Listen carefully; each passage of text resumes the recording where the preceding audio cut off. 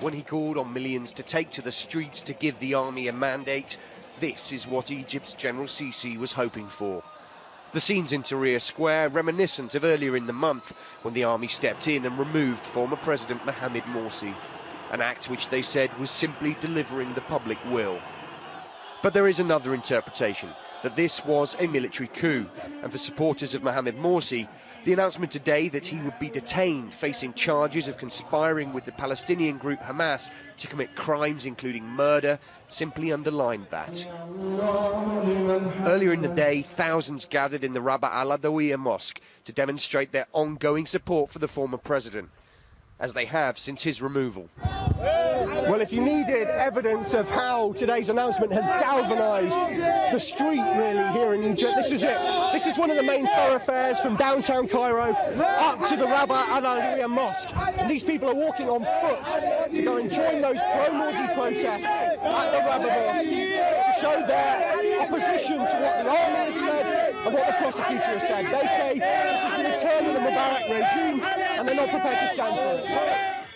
Given the tensions in this city, some clashes were inevitable, but so far they have been relatively minor.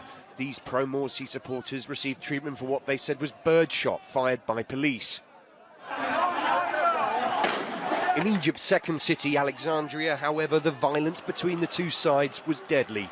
A 14-year-old boy amongst those killed, the number of fatalities still rising, with many more injured. Leaders of the Muslim Brotherhood say this is just the beginning, and they blame with Egypt's new leaders for what might happen next. They want to stir discord in society and to instigate violence amongst the demonstrators. But we insist that our million-person march, the Friday of Discernment, is a peaceful protest.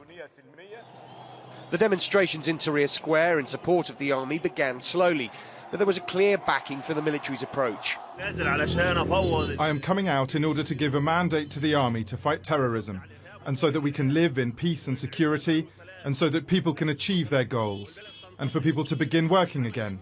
A mandate for the army to take up all of its responsibilities. General Sisi may feel that these scenes being played out on television screens across Egypt and the world give him precisely that popular mandate. But to do what remains unclear. Whatever Egypt's revolution has become, one thing is clear, it's not over. Tom Rayner, Sky News in Cairo.